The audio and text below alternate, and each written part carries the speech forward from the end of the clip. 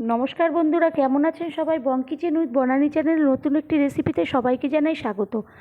আমি আজকে যে রান্নাটি করব সেটি হলো ডিম কারি বা ডিম কষা। তার জন্য যা যা লাগবে আমি সেগুলো দেখাচ্ছি। প্রথমে নিয়ে নেব আমি সিদ্ধ করা ডিম, তারপরে টমেটো কুচি, তারপরে লঙ্কা, তারপরে আদা, তারপরে রসুন, তারপরে পেঁয়াজ, তারপরে আলু। এদিকে জিরের গুঁড়ো, ধনের গুঁড়ো, হলুদের গুঁড়ো, লঙ্কার গুঁড়ো, চিনি, নুন, এগুলো নিয়ে আমি এই রান্নাটি করব। আর আমি একটা ছুরি দিয়ে কী করছি, সিদ্ধ করা ডিমগুলোকে আমি গা থেকে ভালো করে কেটে কেটে নিচ্ছি, কারণ আমি যখন ভাজা করব তখন আর তেল ছিটবে না। এরপরে কড়াইতে আমি তেল দিয়ে দেব। আর আমি পেঁয়াজগুলোকে, পাপড়িগুলোকে ছাড়িয়ে রেখেছি, আমি বেরেস্তা করব। তার জন্যে আমি ওই পেঁয়াজগুলোকে ভালো করে একটু হালকা লাল লাল মতন করে ভেজে নেব। ভাজা হয়ে গেলে আমি পেঁয়াজগুলোকে একটু সাইড করে নেব। সাইড করে তেলটা ঝরে গেলে আমি ওইগুলোকে তুলব। আর এদিকে আমি কি করব, ওগুলোকে তুলে নিচ্ছি। ওগুলো তোলা হয়ে গেলে আমি একটা মিক্সিং বোল নেব। সেই মিক্সিং বোলের মধ্যে আমি কী নেব, আদা, রসুন, কাঁচা লঙ্কা, এগুলো দিয়ে আমি একটা পেস্ট তৈরি করব। পেঁয়াজগুলো তোলা হয়ে গেল, এবার আমি ওগুলোকে পেস্টের জন্য নিয়ে নেব।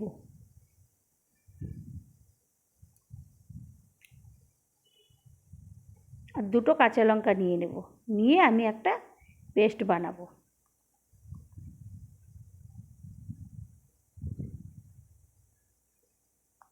এরপরে কড়াইতে আমি আর একটু তেল দিয়ে দেব। পেঁয়াজ ভাজতে গিয়ে তেলটা কম হয়ে গেছিলো, সেই কারণে তেলটা দিয়ে দিলাম। দিয়ে ওর মধ্যে আমি একটু হলুদের গুঁড়ো আর একটু লবণ দিয়ে দেব, কারণ ডিমটাকে আমার ভাজা করতে হবে। লবণটা দিয়ে দেব, তাতে ডিমটা ফাটবে না। এরপরে আমি একে একে ওই সিদ্ধ করা ডিমগুলোকে আমি কড়াইয়ের মধ্যে ছেড়ে দিলাম।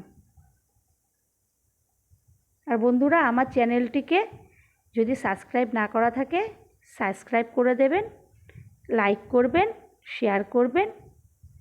এরপরে আমি ডিমটাকে এপাট ওপাট করে ভালো করে ভেজে নেব।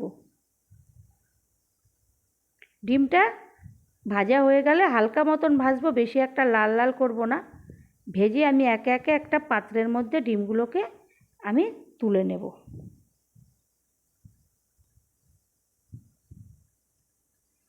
আমি একে একে সবকটা ডিম তুলে নিচ্ছি।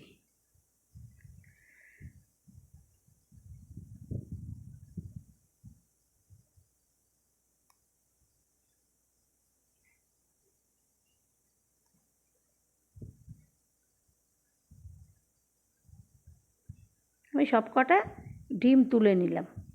এরপর ওই তেলের মধ্যেই আমি দিয়ে দেব একটু লঙ্কার গুঁড়ো। লঙ্কার গুঁড়োটাকে দেওয়ার পরে আমি দিয়ে দেব হলুদের গুঁড়ো।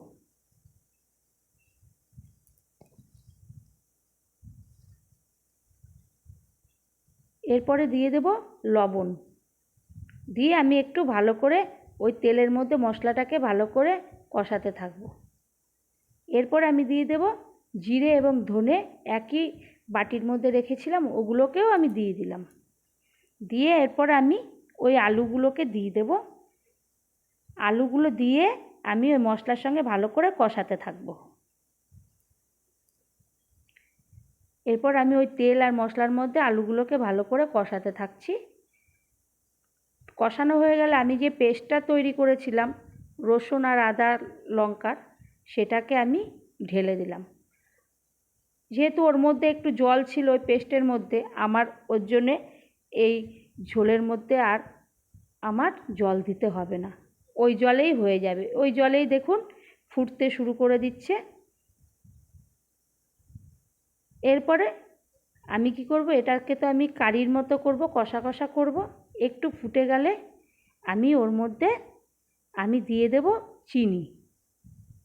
চিনিটাকে দিয়ে আমি ভালো করে নাড়াচাড়া করব, একদম মিশিয়ে দেব, মশলার সঙ্গে ভালো করে মিশিয়ে দেব। এরপর আমি দিয়ে দেব টমেটো কুচিগুলো। এই রান্না করতে বেশিক্ষণ সময় লাগে না, অল্প সময়ের মধ্যেই হয়ে যায়। আমি এরপর টমেটো কুচিগুলোকে দিয়ে দিলাম, দিয়ে ভালো করে ওর সঙ্গে মিশিয়ে দিলাম। মিশিয়ে দিয়ে এরপর আমি ওর মধ্যে একটু এলাচ এবং লবঙ্গ এইগুলোকে একটু গুঁড়ো করে নিয়েছিলাম, ওটুকুগুলোকে আমি দিয়ে দিলাম।